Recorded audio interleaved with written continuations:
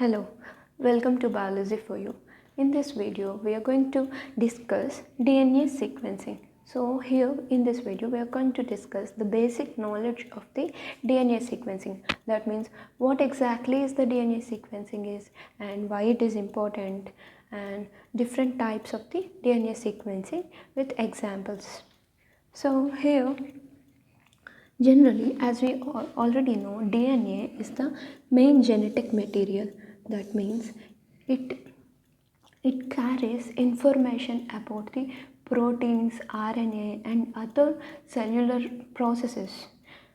So here, the cell structural and functional aspects of the cell or the organism will be dependent on the DNA. So what exactly is the responsible part of the DNA which carries these kind of information regarding the functions, structure, maybe inheritance, maybe cell divisions and all.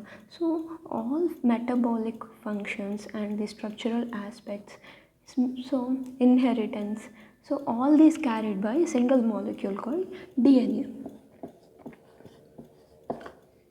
So what are the responsible units in it which makes it more of this kind, which can be used as a genetic material and which carries all these functions and also here, as we already know, DNA having nucleotides in it. So these nucleotides are the building blocks of the DNA, and there will be two strands which is complementary to each other. That means a nucleotide present in the one strand having the complementary nature with the nucleotide present on the opposite strand in the same position. So that is how DNA arranged, and these nucleotides are not pulled up and those are not arranged without any proper way. That means they are not scattered as they want, but they do follow some pattern. That means the position of the nucleotide is fixed. That means here the pattern of the nucleotide, which nucleotide will come after what. So that kind of patterning of the nucleotides is known as DNA sequence. That means the sequence of the nucleotides present in the DNA. So that is called DNA sequence. So here this DNA sequence is the responsible part of the DNA. That means, so based on the pattern of the nucleotides only, DNA has all these functions.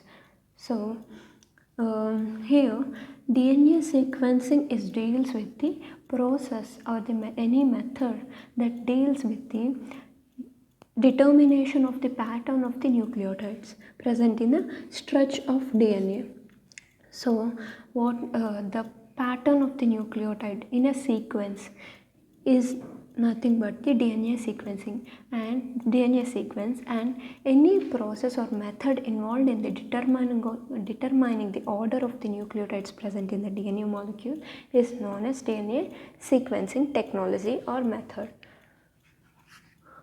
So here there are many techniques involved in the DNA sequencing. There are many types of DNA sequencing technologies available for now, and if you going back in history, in the year of 1977, Frederick Sanger,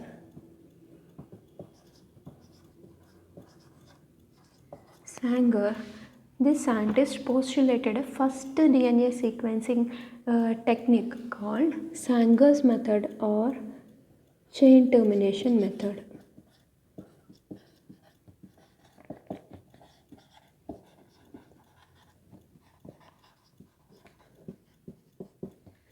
So this chain termination method or Sanger's method is based on the enzymatic cleavage of the DNA. So the gel electrophoresis of the fragments obtained from this cleavage or chain termination process will yield the banding pattern. So based on the banding pattern obtained from the stretch of DNA, we'll get to know what is the sequence present in the DNA stretch that we have taken for the sequencing. So that is how the Sanger sequencing will be carried. In the same year 1977, there is another method called Maxam and Gilbert method. So here this Maxam and Gilbert method is also developed in the same year 1977 by these two scientists, Alan Maxam and the Walter Gilbert. And this method is basically a chemical based method. That means here we are going to use some chemicals which can cleave the DNA. Here these enzymes in the chain termination method generally terminate the DNA synthesis. Here in the Maxam and Gilbert method, the DNA itself will be cleaved into small portions. So these two methods are very basic methods, and using these two methods we can only sequence very small stretch of DNA, maybe from a few hundreds of base pairs. We can sequence the DNA. But what if we want to sequence a large genomes? It is not at all possible with these sequencing methods, basic sequencing methods. But using this method, scientists are able to sequence the bacteriophage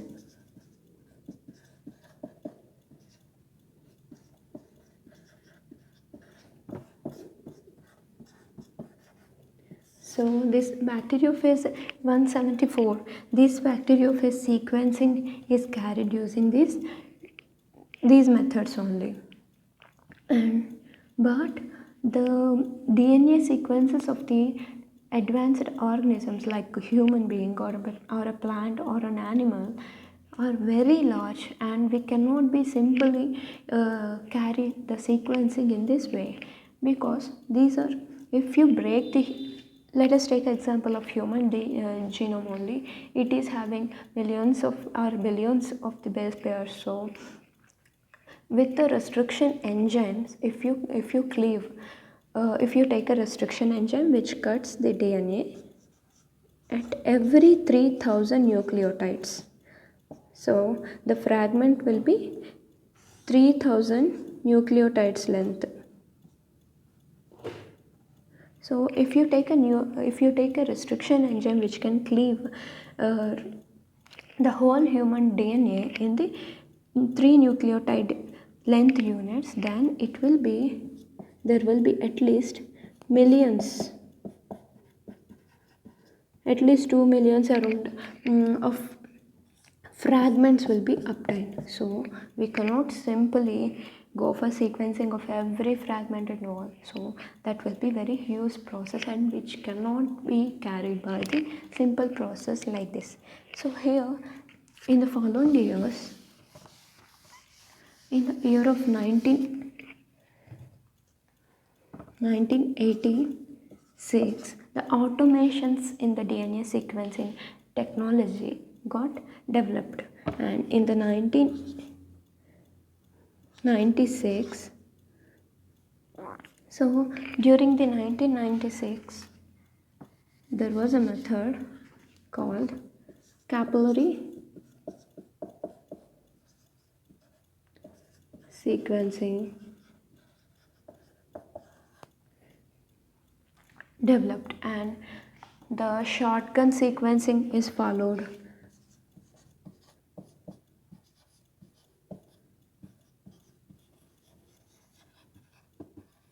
In the following years, the shotgun sequencing is also introduced, and with this all technologies, capillary sequencing, shotgun sequencing and all, these are a bit advanced methods, and which had automations in them. So because of these methods, it was possible to sequence the whole human genome, that is called Human Genome Project, by the year of 2003.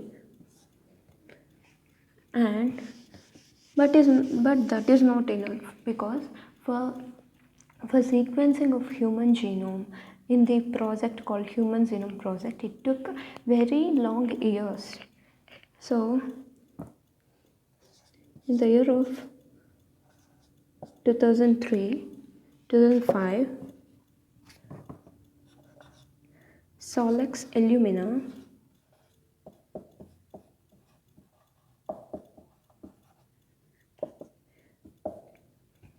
this Solex Illumina postulated method, which belongs to the next generation sequencing method. That means it is more advanced method, automation, high throughput method, first high throughput method ever introduced in the DNA sequencing technology. And this method,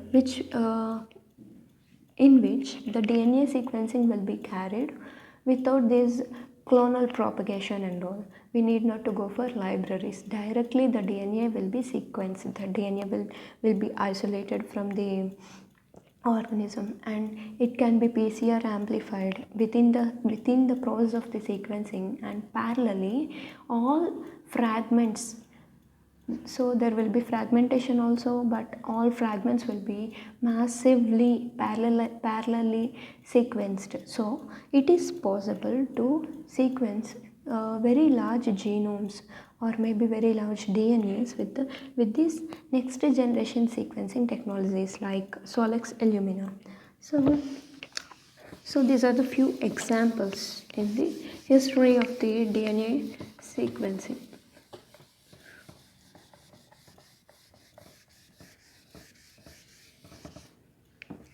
So there are basically, we can, if you want to classify the DNA sequencing technology into generations, we can say there are 4 generations also, or maybe 3 generations most popular, which are most popular. So this first generation DNA sequencing. So this first generation DNA sequencing technologies carries like examples like Maxim and Gilbert method, Sanger's method, capillary sequencing,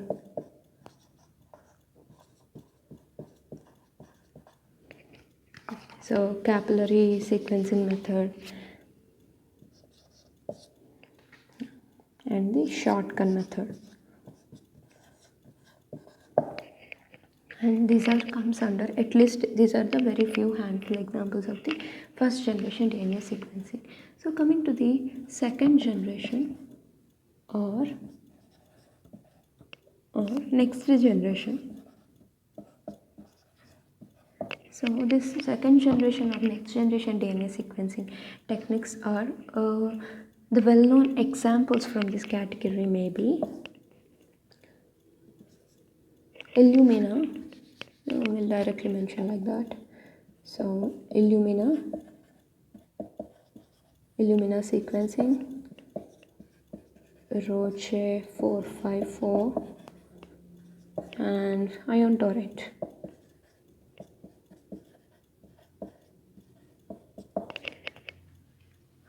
And coming to the next third generation, these are highly advanced, and these are advanced than the next generation DNA sequencing techniques. So this third generation sequencing, for this the well-known example is nanopore DNA sequencing. So here, what is the difference between different advancements that made in the DNA sequencing? Here in this first generation DNA sequencing, by these methods generally, these first generation DNA sequencing, all methods are based on the principle that first we need to isolate the DNA, and we need to make it into small fragments, and all fragments need to be clonally propagated. That means they need to be inserted in the vector, cloning vector, and they need to be cloned before they're going to be sequenced. So this clonal propagation is must ensure for the sequencing of a whole genome, and for these short fragments will be only sequenced by the first generation DNA sequencing. DNA as a whole cannot be sequenced in this first or basic methods. Coming to the next generation DNA sequencing, generally in the next generation sequencing techniques, these are basically highly through-output methods, and they help us to sequence the DNA as a whole. That means the DNA from the organism is isolated, and of course that will be fragmented, and all these fragments are whatever fragments that we got, all are amplified using PCR on the same platform. So all these fragments are amplified using PCR. So there will be a large bunch of the clone from a single fragment. Each single fragment will be cloned using polymerase chain reaction into a bunch of the fragments. So from each clone again the sequencing will be carried. So for each and every DNA from the fragment from the clone is parallelly sequenced. That means all fragments obtained from the genome will be parallelly sequenced to obtain the whole genomic sequence at once. That means in a single stretch we are going to have the sequencing of the large DNA, and this is the basic principle of these three methods. Coming to the third generation DNA sequencing techniques. So in the nanopore DNA technology, which is the popular example of the this kind of method, and in this there is no need of going for the fragmentation or PCR amplification itself. That means the DNA will be sequenced as a whole. That means without any fragmentation, clonal propagation and all.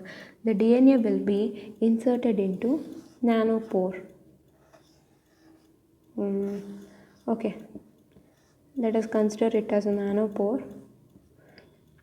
So this bean shape, similar to bean shape protein will be there, and through this nanopore, the pore made with the protein, the DNA will be inserted and here sequenced parallelly. The nucleotide present in the each position of the DNA molecule will be sequenced. So here there is no need of parallelization, no need of denaturation and all.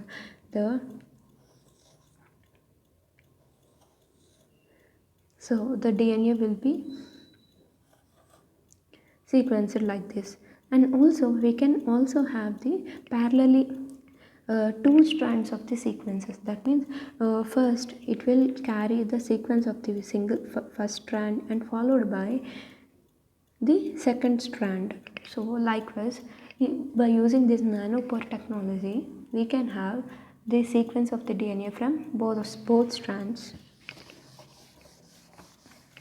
So that is all about the DNA sequencing technique. So by this video we may get to know what exactly is the DNA sequencing is. So coming to the applications. So this DNA sequencing has wide applications in different fields like molecular biology, evolutionary biology, metagenomics, and medical field, or maybe in the evolutionary biology. Like let us take what exactly the need of DNA sequencing in molecular biology. As we already discussed, this DNA carries structural and functional aspects of the cell. So for this, in order to determine the in order to completely understand genes, so then we need to know what is the sequence present in it. So why these genes are acting in that way, and what are the sequences that can control this. So control the functionalities or maybe expression of these genes. So in order to understand the functions and regulation of different genes present in a DNA, then it is kind of it will give more details. When you go with the DNA sequencing, it helps us to understand at basic level. So that is the main application in the molecular biology. Coming to the medical field, in order to understand the mutants and the DNA changes that causes the disease phenotypes and all, maybe cancers, maybe the differences of the DNA with the different samples, clinical samples, like maybe from a sample from the person who have the cancer, and you can compare the same with this person without or a control person without this physical condition and all, maybe diseases like diabetes, like that. So in order to understand these genetic disorders and all, we need to know the sequence of the DNA to understand all these diseases, and in a basic level, at basic level, in order to understand properly about all these medical conditions, then DNA sequencing is helpful. And in the